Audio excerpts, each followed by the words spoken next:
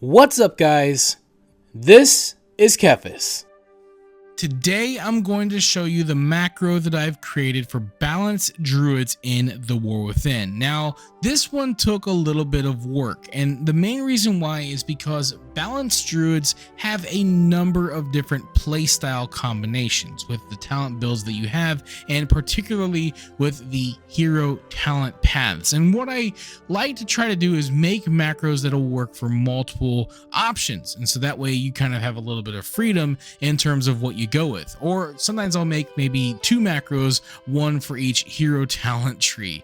But it's a little bit more complicated with balanced druids because of how balanced druids play. You have a lot of different factors depending on which abilities you choose to go with. And so what I've decided to do is just choose what I feel is the simplest playstyle to macro, and that's kind of what I've gone with. Okay, and the reason why, again, is because they're like when you're trying to manage dots and you're trying to manage, shifting between solar and lunar eclipse, as well as your single target and AoE abilities, and trying to get it to where it works comfortably, it's a little bit challenging to do all that, especially if you try to play Keeper of the Grove and you have your Force of Nature ability, which you can't actually use with the macro because it's a target location ability. That also applies to celestial alignment if you choose certain talents that turns it into a ground targeting ability as well, which I've chosen not to do. And so what I've chosen to do is pick a build and a playstyle that is a little bit more straightforward, a little bit more consistent in terms of how the rotation is going to work, and just a little bit more simplified. And you can check the build that I'm using in the talents tab of this macro. You can import it into your game, but to put it simply, I've chosen to go with, Elun's chosen as the hero talent path, and I've taken Lunar Calling as my talent. So we're not going to be using Force of Nature, and we're not going to be ever having to worry about solar eclipse, and so that's going to simplify things a lot and keep things a little bit more consistent. Okay, so that's what we're going to be going with here. And the big thing with this macro is that it will be using a couple of modifiers, and you're going to have to use your dots on separate buttons. I've just found that it's much easier to do it that way. Of course, with your dots, you have a lot of multi-targeting,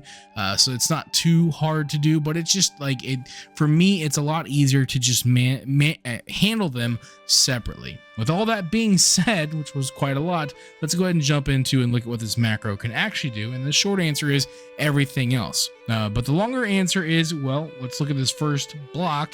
And there's a lot here, and some of this is going to be in every line. Okay, so the first two lines here will be in every single block. So by default, if you're not in Moonkin form, or mainly if you're not in any form, the macro will put you in Moonkin form. So if you mount up and you get shape shifted out or whatever it is, then the macro will put you back in Moonkin form when you press the button. If you hold down Control, the macro will use Wrath, and this is so you can use Wrath twice by holding down Control, pressing the macro twice. You'll use it 2 times, and then you'll be in Lunar Eclipse. And then the main thing this block is going to do is use Starfire. I've also included your off global cooldown ability as well, which are Celestial Alignment and Warrior of Elune. Simply just using those abilities on cooldown. And again, since we're not choosing the talents that change up celestial alignment into a ground targeting attacking ability, this is just an off global cooldown ability, and it's much easier to use. If you were to go, I can't think of the name of the talent. I think it's Orbital Strike. If you go with Orbital Strike, then you would not be able to use celestial alignment in a macro effectively. So you'd have to use that one on a separate button. So just try to keep that in mind. It also wouldn't be an off global cooldown ability. But the big thing in this block is going to be Starfire, which is your main filler ability and astral power generator, right?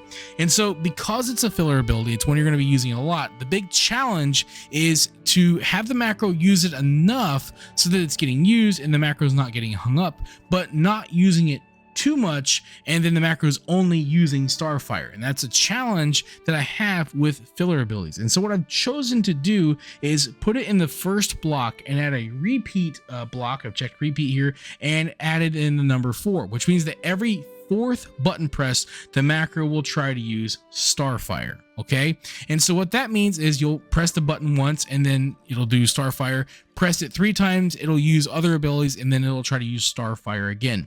It's a little bit of a weird macro just because there aren't really a lot of abilities to use, but I've set it up in a way that hopefully you'll be using Starfire enough and you feel like you're always using something, but you know, Starfire is not getting overpowered and other abilities are getting used. And so let's go ahead and look at what those other abilities are.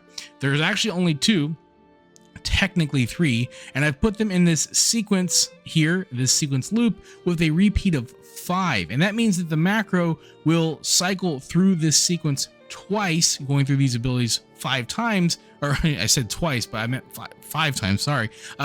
And that way it's not resetting the macro, allowing this repeat block to get used a little bit more often. It basically, it's a way to kind of control how often these buttons are getting pressed before the macro just completely resets again, is kind of the idea there. Okay, and so the 2 things in here, the first one, of course, is going to be our Astral Power Spender, which means that by default, it's going to do Star Surge for single target, and then you can hold down Shift and it'll spend it on Starfall for AoE. That's how that's going to work there. And then the other ability is simply down here, and it's well, it says half moon right now. It depends on which cycle you're in, but it's your new moon ability. I like to use new moon. It gives me a little bit more something to do. It gives the macro a little bit something to do. You could also do Fury of a Loon. You would just replace this block with Fury of a Loon. That has a much longer cooldown though. And so for the most part, the macro is simply going to be using your filler ability, keeping your off global cooldown abilities on cooldown. It's going to then use your Astral Power, depending on if you had the modifier held down.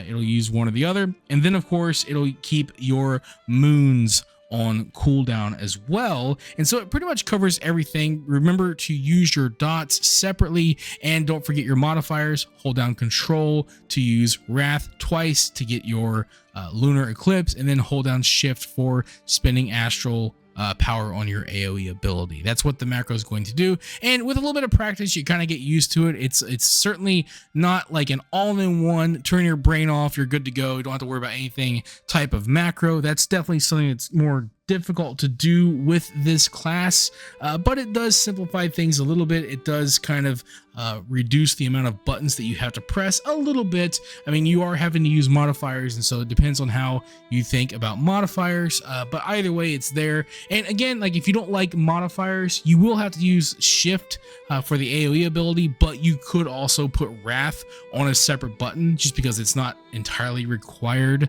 Like it's not as ingrained as the AoE ability is, just because like if you don't hold down Shift, you're always going to be using the single target ability. And that's just kind of the idea with that one. But that's why I chose this build, because it is a little bit more straightforward. I hope that makes sense.